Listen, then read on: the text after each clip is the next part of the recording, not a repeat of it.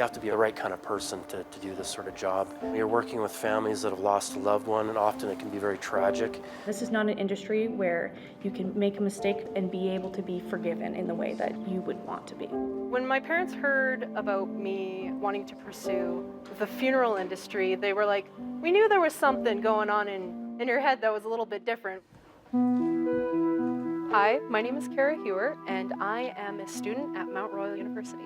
And a lot of families they'll tuck. My first view of a funeral director is actually an American term. Most of them are called morticians.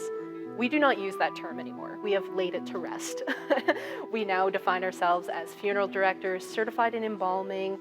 Restorative arts is the restoration of the form and color of human decedents. So I am learning how to recreate a human face off of a photograph with wax.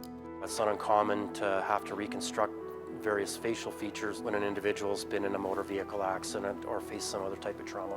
Hopefully you've got another ear that is still salvageable or is not traumatized that you can use as an example to work from. Sometimes, of course, with a nose and a mouth, there's only one, so if there's any kind of trauma, you don't have a form of reference to work from. That's where we utilize photographs.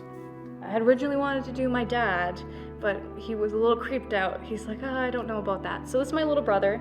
We've got the same nose a little bit. I did the ears today, so the ears are pretty okay. I still have to do the details, the smoothing, the cosmetics. I also have some fake eyelashes and a wig to put on still. There is the restoration component, there's the embalming component, there's funeral directing classes where they learn how to make arrangements, how to write obituaries, how to organize and arrange flowers. A lot of times when I'm talking to my students, I equate planning a funeral to planning a wedding. And then just gently. Mount Royal has this amazing opportunity where they give you what's called an introductory to funeral service. And that is what really turned me onto the idea full force of this is what I want to do.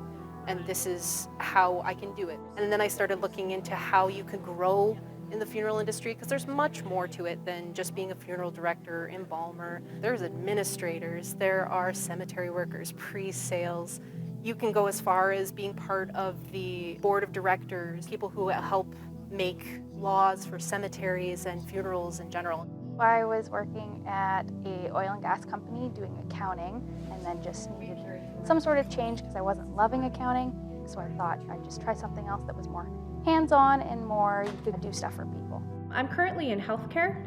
I was looking to get out of the healthcare system after COVID, and I unfortunately lost my sister 4 years ago to the fentanyl crisis. With the death, I got to experience a lot of what the funeral services provides to families, and I thought that would be a very nice way to help the community. Most children find death rather terrifying, and it doesn't necessarily get fixed. Lots of people still come to services worried about what they might see, what they might experience, but since I've been working and in this program, I've really realized that it's people who care and want to be there for you, that death is not something that you need to avoid, but rather it helps with your grieving process.